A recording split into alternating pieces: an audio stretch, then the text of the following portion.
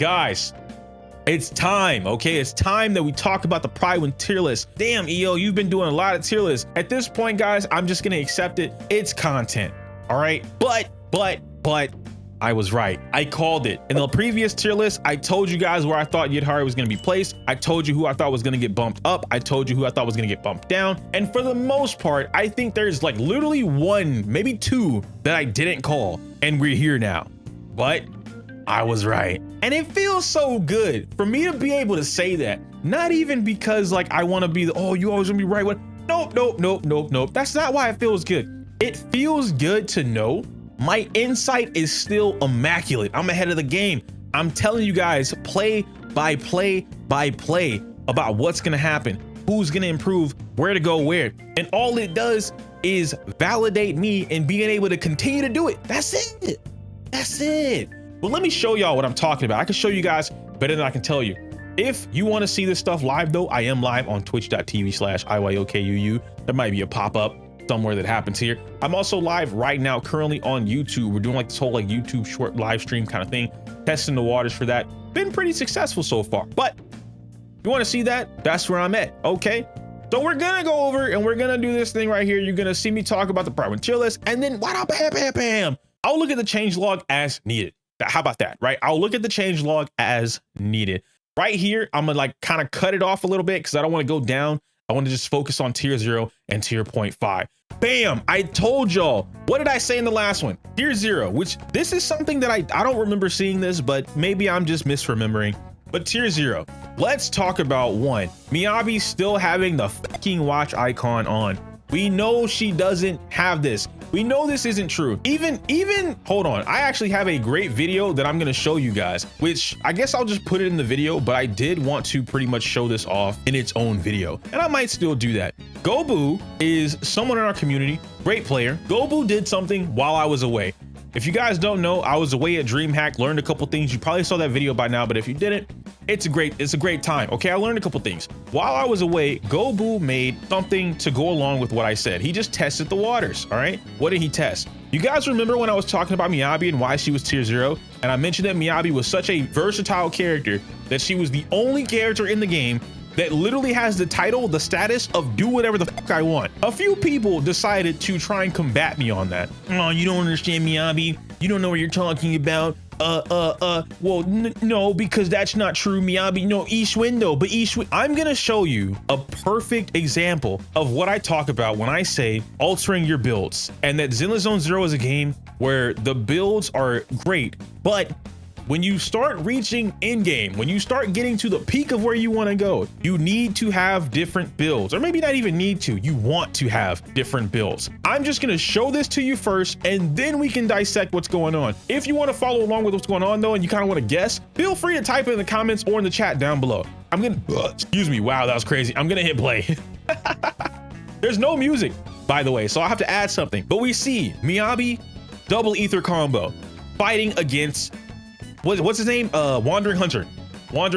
Now y'all know I do not like the double ether combo. I think the double ether combo is bullshit personally, because it's just carrying anything in the game. But to be fair, you do need a particular DPS to be able to do this at you will see this, a high score. So the average score for Miyabi using her preferred team or her standard team, based off the Prydwen metrics, we'll see this, we'll see the updated version, right? I'll check that right after the video. But in the previous tier list video, you guys saw that, you guys heard me say it, and I even like came back and said, okay, yeah, you're right, that is pretty much the average. The average that we were seeing was, what was it again, chat? 23K, 26K, something like that. It was about 26,000 points, the average for everyone playing Miyabi. This Miyabi would have been based off Prydwen and what they have. This would have been using Miyabi's best team, or one of her best teams at that time. So this could have been Miyabi, Astra, Vivian. This could have been Miyabi, Astra, Nagi, because they love Astra, right? They're very much Astra lovers, okay? Miyabi, Yuzu, Trick, anything, right? Or even Mono Ice or Yuzu Ice. Whatever the case may be, Miyabi on average against, at that time, because Butcher was in the previous DA whenever they were calculating those scores, which means that is her best matchup, or one of her best matchups. This means that the average player was getting 26K against a favorable boss, a boss that Miyabi easily beats. They were getting a favorable matchup. Okay, so look at the score currently. We're at 25K, a minute left on the board. Stun is coming up. We're 40 points away from hitting that stun, and there's been so much skill happening in this, which I know some of you guys might be like, oh, it's just a lot of mashing. There's a little bit more tact to what's going on. One of the things that I'll call out is the change, which I know what it is. You guys don't know what it is. Gobu's in the chat right now, so he's probably talking about it, but I'll just go ahead and spoil it. Pay attention to the fact that Miyabi has not run out of energy at all in this entire fight. She is the only character providing herself with the stacks to be able to do her EBA at a consistent level. No one else on the team is helping her with anything behaving like anomaly. 20 seconds left on the board. 20 seconds left on the board. 39K. We're about to get up to 47K. Is it 47? It might be 47 or 41. I don't remember, or 42, something like that. But we're almost there. Here's another ultimate EBA. 42. Okay, so yeah, 42. So that's what's happening here. Boom, bada bing, bop bop. What Mindscape is this? I'm about to show y'all. Whoa. Chill it out. I got y'all. Y'all think I would just play you? Y'all think I would use my tactics to give you a fucking M6 Miyabi? No, sir. Gobu, where you at? There we go. I found you. Boom. Why is this so damn big? Oh shit, that's why. Why am I at 400%? Here we are. Mo is the Miyabi calculator. He just knows what the mindscapes are. We do have an M2 Miyabi. We have an M1 Astra. We have an M6 Nicole. Oh my god, EO, you're bringing up mindscapes. That's, of course they're gonna be able to clear because of the mindscapes. No, that's not the important part. And I'm not even disregarding the mindscapes because they're mindscapes. That's just not my point in showing you guys what's happening, all right? I'm talking about this character, Miyabi, period, which you can do this at M0. You can do exactly what you just saw at M0. I want you guys not to pay attention to the mindscapes, to pay attention to the build. This is Miyabi with an energy regen 6, an ER 6. I want you guys to understand how important changing builds, what this allows you to do. When I talk about why Miyabi is so strong, it's because of her ability. She's the most universal DPS in the entire game, or versatile. She's the most versatile DPS in the entire game. I talk about Miyabi's ability to just do whatever the fuck she wants because that is her entire thing. Do whatever the fuck I want. That's it. That's all she has to do. And so now, as I mentioned, not running out of energy, she has the ER6. It's so important to what was going on. The fact that she's able to essentially change from an anomaly-based character to a full-on attack character is ridiculous. It's absolutely ridiculous. Now, let me address the M2 because I do see Gib and Mo kind of talking about the M2 and like what she can or can't do. That's not true. You can still run this at M0. You have to alter a couple things, but you can absolutely do this at M0. Let's talk about the mindscapes though. This goes into, because I do get this comment quite often. I'm trying to remember the exact name. I know who it is because I respond to him all the time, but I don't remember the actual full like username, but I think he'll know what I'm talking about. He often mentions how I talk about vertical investment and horizontal investment, and that whenever I mention one, it seems conflicting with the other. So the way that I always talk about this is that horizontal investment is first. You build out your team, you pick whatever you want, you go from there. Vertical investment is after that. This is specifically to address a lot of the players who do have Miyabi. We talked about it in the previous video that Miyabi is the most M6'd character in the entire game. It's not unlikely that somebody who's only invested into Miyabi or Anomaly has an M2 Miyabi or M1 Astra or whatever the case may be. While I'm not saying this is normal, that is not the standard by any means to have a mindscaped out Miyabi, I am saying in the event you're so worried about your Miyabi and what she can or can't do,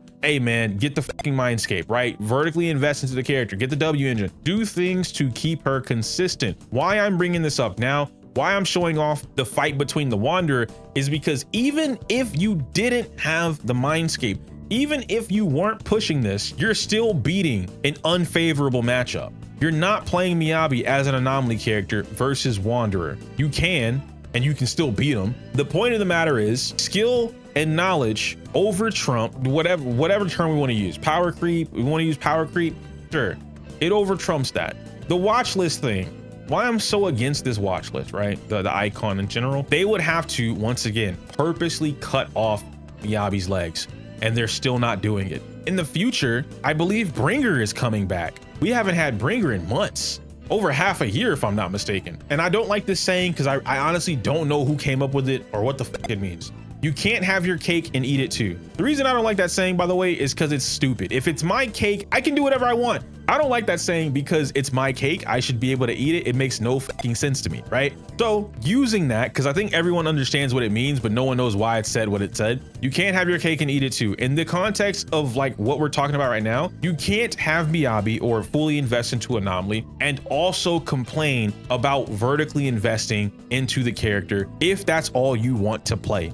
Even if it wasn't Miyabi and it's Ishwin, if you want to play the character, you have the means to do what you want in order to play the character, then you play the fucking character. So when we compare Miyabi currently, even at M0, right? I know I just showed you guys an M2, again, just for the proof of concept. Showing you guys, or talking about M0 right now in the game currently, Miyabi still, as we talked about before with Miyabi, Yuzu, and Vivian, with that particular team, Miyabi smokes everything in the game. Out of 95 bosses, there's what, 3 that are supposed to resist her? Maybe 5? And even then, on record, we have multiple players beating these bosses that are supposed to be anti-Miyabi, and she's still beating them. You can't watch list a character like that. In no way, shape, or form can you put a watch list on a character that the game is trying to nerf inadvertently, or at this point directly. They are directly trying to take out Miyabi, and they still have not succeeded. You can't watch list that. It doesn't make any sense. So I'm done harping on that. Let's talk about what I really want to talk about. Baby girl ORPHIE is year 0. I told you guys in the previous video, I told you guys before ORPHIE came out. I even told you guys after ORPHIE came out, whenever they were making the tier list, and I said, this is what's gonna happen with that character. Why hasn't it happened? This character is insanely good. You wanna talk about a character that is changing an entire, or not even changing, single-handedly improving an entire archetype or team comp. It's ORPHIE, and she came out late, meaning any future attack characters that release, Poyo will naturally keep ORPHIE in mind. Will this character work with ORPHIE? Will this character work with Seed? This character is tier 0 for the foreseeable future. She's cracked out of her mind. The fact that she's able to give you Astra level buffs, which everyone already understands, right? Astra's broken, oh my God. The fact that ORPHIE is able to give you Astra equivalent buffs to the entire team, mind you, along with herself. She's an off-field DPS, so you don't even have to focus on playing her. And she spits out damage. She spits out damage equivalent to other main DPS characters. Come on, it's ridiculous. Now, I'm gonna say the same thing that I said before. If we're talking about secondary or sub DPS characters, Nagi should be in tier 0. I still don't understand why they have not put her in tier 0. Maybe it's because of player usage. I'm not too sure. We have a video going over why Yanagi is tier 0, and for very similar reasons as to why you would say Vivian or even ORPHIE belongs in tier 0, the same thing could be said for your Nagi. Nagi is more versatile than Vivian, despite what most casual players think, and I think that's kind of the thing that we have to address, right? Most casual players, they'll say that Vivian is more versatile or universal than Nagi. The reason they're saying that is because you just don't have to play her. You don't have to accurately or strategically play Vivian to get the job done. You can make a lot of mistakes and you will still succeed. Vivian is an insanely strong character due to her kit, due to her ability, and that's what helps make her versatile. Vivian is a very versatile character for Anomaly. Yanagi is also an insanely versatile character. She works with every single Anomaly character in the game. She's able to destroy anything in the game. Anything that you think resists electric, Nagi's on the field, it does not resist electric. This character is cracked. She belongs in tier 0. I don't remember Jafufu being up here in the last run. Was Jafufu in tier? When did Jafufu jump to tier 0? And again, right, that my mind, memory a little bit foggy on that one. I just don't remember. I don't really pay attention to Fufu. She was, when did they throw Fufu in tier 0?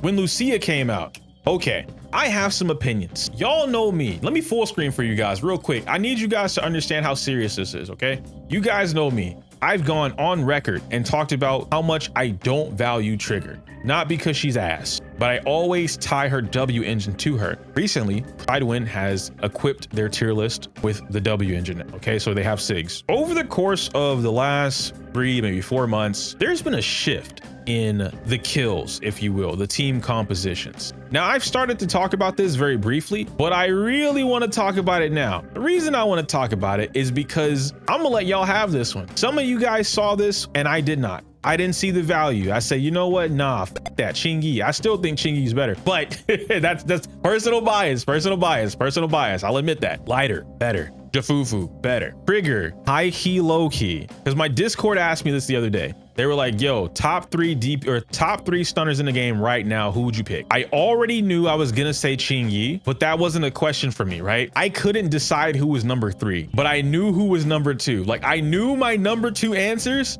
Chingy and Trigger. EO said that. EO said that, guys. Trigger. I'm known for not valuing Trigger. Obviously now I value her because I use her with like the Sambi team or whatever, but I'm known for not valuing Trigger's versatility or universality in a lot of teams.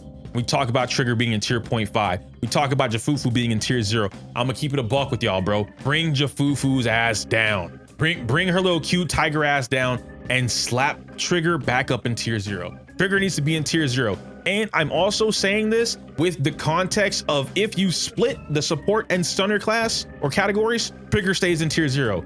If you keep them combined, Trigger stays in tier 0. Trigger is a phenomenal character. She has proven her worth. She has proven herself time and time again. Every single character that comes out somehow finds themselves using Trigger more than what we assume would be their best stunner. Let me talk to you. Let me spit some game to you guys real quick. Yidhari just came out. Naturally, we would assume Yidhari's best partner would be Jafufu. Why? Because Jafufu is the rupture stunner. She's for Ishwin, of course, and for Minato, of course she's gonna be the best. For Yidhari too, right? Wrong. It's Lycon and Trigger. What? No W engine. What? Crazy. We talk about Anomaly. I think one of you guys mentioned it earlier about Anomaly and how like Anomaly just wasn't it right now. That's not entirely true. We talk about this often, right? It's not Anomaly that's not it. It's Mono Ice. It's Yuzu Ice, right? Ice or whatever is literally what we got going on. Let's go down the tier 0 and tier 0.5 list alone, okay? Does Miyabi work with Trigger or does Trigger work with Miyabi? Yes. Does she work with Ishwin? Yes. Does she work with ORPHIE? Yes. Does she work with Vivian? Yes. Does she work with Astra? Yes. Does she work with Lucia? Yes. Does she work with Yuzuha? Yes. Obviously I skipped Jafufu, but let's talk about double off-field stunner. Does she work with Jafufu? Yes. Does she work with Alice? Yes. Does she work with Sambi? Yes. Does she work with Evelyn? Yes. Does she work with Seed? Yes. Does she work with Nagi? Yes. Does she work with Yidhari? Yes.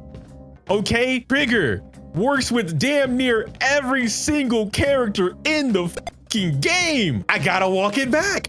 You guys gotta one up. Y'all ain't never gonna get too many one-ups on me, but I'm gonna give it to you. I'm gonna give it to you. You now listen, guys. You now have EO as a Trigger defender.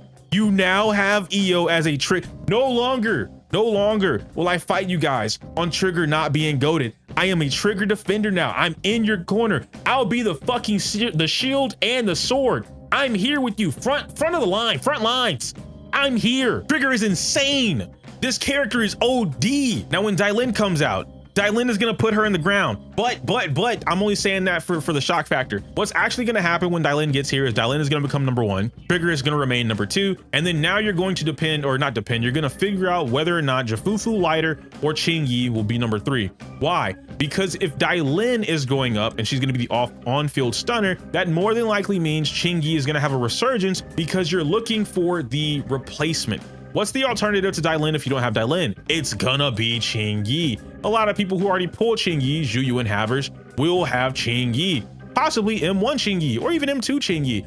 So it's really dependent on what's going on. We'll see more when that happens. But as of right now, bring Trigger the fuck up into tier 0, bring Jafufu down into tier 0.5. And I'm not even gonna lie to you. Jafufu might actually be tier 1. She might be tier 1. She still doesn't have a partner tag. And yeah, she works with a few more characters. But if we're talking about this, is she anyone else's best in slot besides Ishwin? I don't think so. Maybe Minato? No. I'm not hating. I'm not hating. I'm looking at the usefulness in the category, because I'm about to tell you, bring Sokaku's ass down too. Mono Ice is getting canceled. Sokaku does not belong in tier 0.5 anymore. He doesn't. The reason I'm saying that Fufu gets knocked down, why I think she's in tier 1, not because she's like weak or anything like that, right? Let me make that very clear. I'm saying this in future tense. I'm using my future sight ability from Pokemon, okay? Like catch me doing the Natsu thing or Zatu. I'm using future sight right now, right? I'm saying this because when Dylan gets here, unless they fuck up her kit entirely in the final beta, and I think that's already done, right? Dylan is coming out guaranteed tier 0. There's no reason they should do the whole like we're gonna wait and see. No, slap that bitch in tier 0. Dylan is tier 0. That bitch is broken. Boom, done. Then we have Trigger, also in tier 0. But Dylan and Fufu are not on the same category. They're not on the same level at all. So they can't be in the same level. You can't have them both in tier 0. You cannot. If you leave Fufu and you bring her down to tier 0.5, because Dylan replaces her in tier 0, and now you have Trigger in 0.5, and we've already established that Trigger is better than Jafufu. She's on a higher placed tier than Jafufu. You can't have them both in 0.5. Someone has to get brought down. I am using future sight. That's why I'm telling you guys, Jafufu would get brought down to tier 1. It's the way tiers work. If you say one thing, another thing happens, right? Because we can't say, ah man, I hear you, but like Jafufu's not really tier 1. Okay, so if she's not tier 1, but Trigger stays in 0.5, what happens? We've already established that Trigger is better than Fufu, meaning you would have to bring Trigger up to tier 0. This is Prydwen though. They're probably not gonna do that because they don't want to hear anything about what's going on. So if Trigger doesn't get brought up to tier 0, Dylan goes into tier 0.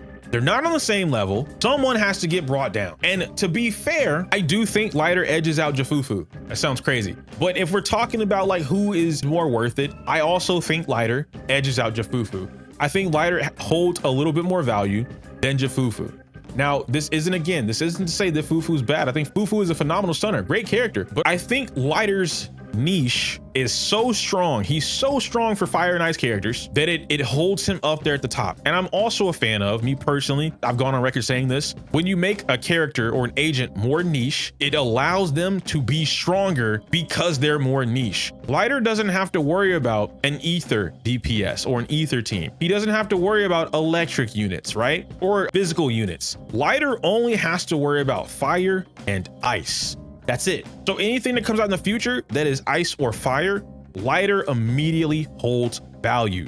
The only way he doesn't hold value, and to be fair, they might even do that where they eventually add in Rupture into his kit. They might do that, who knows? But as long as a character is fire or ice, the DPS comes out as fire or ice, Lighter will be in there. Something else that we don't really talk about, but you know, it's to their discretion. Let's say a new character comes out and Lighter's whole thing is either they're an attack character, his squad, right? Faction, yep. Attack character or shares the same faction. You know they can just make a Rupture unit that is fire or ice, a DPS, and put them in the Sons of Caledon, right? Like, that's not off the table. I understand that we think it's off the table because like, oh, Sons of Caledon is done. That's not off the table. Yeah, fire, ice, and faction would be perfect. That way you don't have to worry about whether or not they're an attack unit, a Rupture unit, anything like that. Just make it type plus faction. That would be perfect. But if they don't do that, they could just add the character into Lighter's faction, which would be the Sons of Caledon. But moving past that point, we've talked about tier 0, we've talked about 0.5. I do want to see why Prydwen brought up ORPHIE and dropped Lighter. Big Daddy, right? That sounds so weird saying that. Where we at? Miyabi. This phase, Miyabi has maintained her incredibly high popularity, continuing to be the most played character in the game while still putting up solid scores despite the disadvantages discussed in our last update. For the time being, we're going to maintain our watch list on her, but if she continues to work despite so many mechanics against her, we'll remove it in the upcoming phases. We know they're going to remove this because Bringer's about to get here. Bringer is making a return, which means Miyabi is still going to have something to fight. That is her best matchup in the entire game. They might as well just take it off now. ORPHIE. In teams that ORPHIE is good in, namely those with Sambi and Seed, she's currently performing above her tier 0.5 placement on average for the general player base. We now have multiple phases of data and feedback to confirm this isn't a one-off case. Therefore, we're moving her up to tier 0 for the current meta. Yes, Let's read Lighter. As mentioned in our last update, where we watch listed him, I didn't even see Lighter on a watch list, I'm not gonna lie to you. Lighter is currently closer in power and meta relevancy to characters in tier 0.5 compared to those within tier 0. With the continual move toward Rupture and the absolutely dominant performance put up by Lucia in this phase, this fact has only been reinforced. Based on this, we're adjusting his rating down to sit alongside Trigger, who we believe to be closer in performance for the time being. False, wrong, blasphemy. We already talked about Trigger. I'm not gonna go on another Trigger tangent, but even I'm saying Lighter is not on the same level as Trigger, not anymore. Their best performing teams, Trigger wins. Their second best performing team, Trigger wins. Their not best performing teams, Trigger wins. In teams that would not want, or rather would want a stunner, Lighter or Trigger, the better option is Trigger, unless that character is fire and ice, or ice. And even then, like we have Yidhari, she is what she is, Trigger wins. One more thing, Yidhari. Yidhari slots well into the ongoing Rupture meta and has great teams thanks to the perfectly released Lucia, earning her a place immediately in tier 0.5. As usual, we'll monitor her moving forward to see if any adjustments to this rating are required after the community gets their hands on her and we see how she performs in in-game across a larger sampler size. I agree with that. When I talked about Yidhari in my previous video and I mentioned where Yidhari was going to be, how strong this character was, I did say they were going to release her at tier 0.5. I said it was going to be a hard argument to place her in tier 0. However, here's the thing. If we're talking about damage, Yidhari at this point is a top 5 DPS, like main DPS. Yidhari is a top 5 main DPS character if we're talking about just raw damage output and like the character kit. But something that I was discussing with Leno earlier today, because him and I both love this character, but we understand the flaw. Her best matchup is Wandering Hunter. The only matchup you would use her versus any other ice character is Wandering Hunter. If you happen to have her and Miyabi or Hugo, and you're trying to decide who to use, unless it's Wandering Hunter, you're not picking Yidhari. That is her flaw. Let's keep it fair. This doesn't mean her matchup is bad. Yidhari's matchup is very similar to Yi Xuan. It's not neutral across the board because obviously there are some enemies that are resistant to ice, and Ether does not have any Ether resistant enemies. So the ice resistant enemies can be a problem, but Yidhari being a Rupture agent makes up for that by just not giving a fuck about their defenses, and then you make up for the anomaly resistance that may exist, not anomaly resistance, elemental resistance that may exist, and you push forward. But Yi Xuan is still at a neutral across the board, right? Yidhari's damage makes up for that. Her simplicity and being able to play her fuck up and still get the damage makes up for that. This character is damage wise in tier 0 or at the top of 0.5, closer to the top of 0.5. But because of her matchup spread, and this isn't Prydwen's reasoning, this is Lionel and I's discussion that we're talking about. Because of her matchup spread, she's more than likely going to remain in tier 0.5. Now that we've done that, we can kind of break it down and go through tier 1, tier 1.5, and tier 2. I think the only change for this, oh, I see Panda has a watch list. Thank goodness. I think the only change here is Ellen getting dropped down to 1.5, which is where she was originally before her rework. I mentioned in one of my previous videos that most Ellen mains have like M2 plus Ellen, right? Like we've vertically invested in Ellen to make sure that she's good to go. I think there are 2 factors that are keeping Ellen down in regards to this tier list. 1, not putting focus on Shiyu defense. 2, Ellen shreds through Shiyu defense, by the way. The second thing is that she's locked at M0 in regards to Prydwen's tier list, right? She is stuck at M0. M0, no Sig or with her Sig, compared to all the new DPS characters, the new version of the game, the new enemies, all the resistances, the HP increases. Her kit is great, but not at M0, right? Like the rework was phenomenal. But like I told you guys when that rework happened, that rework and Ellen getting that buff was most likely for players who have already invested into Ellen. This is why I continue to say most Ellen mains have mindscapes. There's currently a clip going around on Twitter that I saw this morning. If I can find it and send it to my editor beforehand, I'll slap it in for the edit. But I'm not gonna open Twitter right now because it's Twitter. There's a clip from a Japanese player playing Ellen, Lighter, and Astra. I believe his Lighter is M2, his Ellen is M6. His Astra is M0, I think. She's not higher than M1, but I'm almost positive it's M0. Why I'm bringing this up is because his Ellen is clearly vertically invested. He clears CU7 in like 30 seconds. CU7 currently is Palicus, by the way, which is not a favorable, like it's not that it's not favorable for Ellen, but she doesn't have a way to like lock them both down. He also doesn't stun them both at the same time. Ellen's fine in CU, but she's unplayable in Deadly Assault. And that's a whole different conversation that I might make its own video, but I think that's a great point. Again, two things, right? I think one, CU defense at this point is more difficult than Deadly Assault. I've believed that for quite some time now. Two, I also think Prydwen should just separate. If they're gonna tier characters, there should be a tier list for Deadly Assault and then a tier list for CU defense. Why? Because certain characters outperform others, or rather perform at a much higher degree in CU defense than they would in Deadly Assault. Duyuin, Haramasa, Ellen, Piper, even Jane and Hugo. Pretty much everyone in like tier 1 to tier 2 performs outstandingly in CU defense compared to what they do in Deadly Assault. Whereas tier 0 and tier 0.5, they pretty much perform wherever they want, how they want, right? It is what it is, but that wouldn't make these characters subpar, if you will. Hate how all the new characters feel like they outdo the older characters by so much, or maybe that's just me.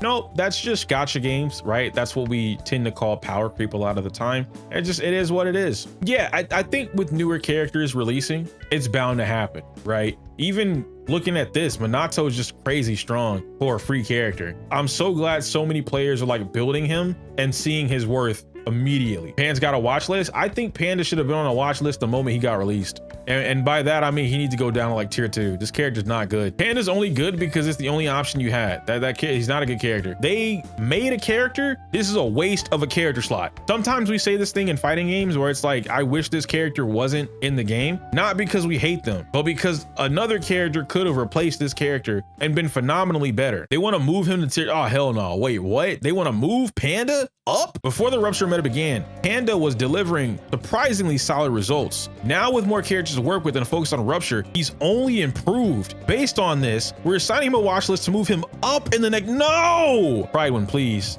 I can't even ask you please, because I know if I say don't do it, if I ask you not to do it, you're gonna do it. This is, no! What? He's not good. He's not, this is not a good character.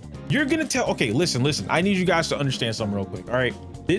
Even with Prydwen's reasoning, I need Prydwen to listen to me, bro. Grim, Ant, please.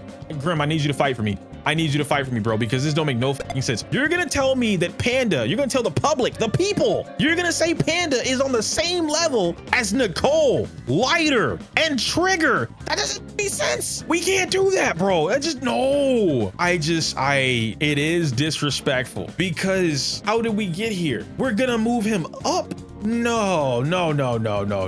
Nicole's not killing. Mo, here's the thing about this tier list. The kill doesn't fucking matter. As much as I want the kill to matter, Mo, as much as I want it to matter, the kill doesn't fucking matter. You want to know why? Because if the kill mattered, right, Mo? If it mattered, Ishwin would have been tier 0.5 for months. Over half a year, this character would have been tier 0.5. Alice would be tier 0. Evelyn would be tier 0. Yidhari would have launched at tier 0. He has a 4-cost kill. Someone's working on a 3-cost kill, and they're almost there. No, Panda, that. I don't give a how low of a cost Panda did to get whatever kill with Lucia on the team. This is the same shit we're doing. Well, this other character got a kill at 3 costs. And the team was DPS character, Astra, and Nicole. So it counts. No, that's the same dumbass shit. We're gonna put Lucia and Panda on the same team with Ishwin, who's already cracked out of her mind. And now she just gets super cracked because we found a way to hyper carry this character. Let's ignore the entire stun category and her wanting to stun the fucking enemy for extra damage and time to do her damage. We're just gonna hyper carry because that's the way we play the game. No, that's such a cop-out reason. I can't stand that reason, dog. Like, and I know that I have my own disdain towards hypercarry. Using hypercarry as like the validity, the validation for why you would bring somebody up or a tier list up or whatever is bullshit, because it would have already been there. And then at that point, the same thing that I said before, if we're including that double ether, now it works both ways, right? Lucia and Pan, or Astra and Nicole. If we're talking about hypercarry double ether combo, everyone gets boosted to infinity and fucking beyond. So not all the DPS are tier 0? Is that what you're telling me? All DPS deserve to be tier 0. All ether supports should also be tier 0. Like, bro, come on. He needs to go down. He's not a good character. The only reason he's even being looked at in that fashion is because Lucia's in the game. If Lucia wasn't here, they would be looking at him with a partner tag and bringing him down. He would have 2 up arrows with a partner tag that says, if you play him with these 3 characters, then he jumps up a tier. If you don't, then he's down here. Why am I hating on Jack Black? Bro, Jack Black is tier 0. I'm not hating on Jack Black. I'm hating on Panda. Pan Yuan Wu, he's ass. Poker and Ching Yi don't belong in the same tier. Bump this character up. Oh no, we're not gonna bump her up because she takes up too much field time. That's her whole purpose, is to be on the field for 4 seconds, stun the fucking enemy, and then get you to swing in your DPS. There's nothing wrong with that. Well, she's taking away from the time for the DPS. Those 4 seconds could be used on the DPS swinging basic attacks. What if you just built a DPS version of Ching Yi? Thoughts? Why would you do that? There's no point in doing that. Because she's on field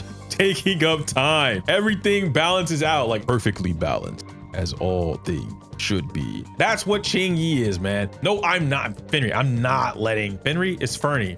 I'm not letting Ching Yi go, bro. I'm not letting her go, dog. So Kaku better than Ching Yi? Nah. Poker and Ching Yi on the same level? Nah, I don't think so. Everything else though, as far as the list goes, I don't think anything's changed. I want to say we're done with the list. I could have sworn Rena had a watch list icon on her the last time I looked, but maybe that's gone now. I don't know. Talk about Soldier 11. Well, I can't talk about Soldier 11 until we know if she's gonna get the Sanby treatment, because the rumor is that she also was getting a rework based off what the live stream was saying, because they didn't just say Sanby, they said the rest of Obel Squad is off doing some exclusive training. The only 2 characters from Obel Squad that were missing were Sanby and Soldier 11. So I feel like Soldier 11 is getting a rework, and I also think that rework is going to be very close to what Sanby does. I think they're going to make a fire version of Sanby, obviously with Soldier 11's game plan in mind. But overall, minus the things that I disagreed with, I would say some of the placements that we talked about, I just kind of called it. It's fair, it's accurate at this point. Other placements I'm just never going to agree with. Panda going up, Pingy still being in tier 1 next to Pokra. You could even make the argument that Lycon can go back up. You could now make that argument that Lycon jumps back up. I don't think Lycon's a 0.5 stunner, but somebody could make the argument simply because Yadhari's in the game. Yadhari's in the game now. Lycon has more characters to work with. It is what it is. Tier 0 Seth win. Shit, bro. I guess when pigs fly, I don't know. Guys, let me know your thoughts and opinions on today's video. Hopefully you enjoyed my ranting and yapping and whatnot. It is nighttime. Somehow I am more energetic at night than normal. That's crazy. I'm gonna get out of here. The next video that I do will more than likely be a reaction. I'm gonna watch Soul's video here in a minute. I want to hear some opinions that he has about what's going on. I think it's pretty interesting. But other than that, y'all let me know, bro. All right, so everybody that's in stream, you guys can say bye to YouTube, and YouTube, you guys can say hi to the chat whenever you come in here next time. Flame breathing Soldier 11 will be fire. I would love that. I can't say my usual outro because it's inappropriate for YouTube. Like the video, comment, subscribe. Smell you later. You make Zenless content, right? I do. Oh, dude, I love Zenless. It's such a great game, man. Whatever. I got into it because blah, blah, blah, blah. You made that video about fighting games, right? That's how I found out about Zenless. Blah, blah, blah, blah, blah, blah, blah.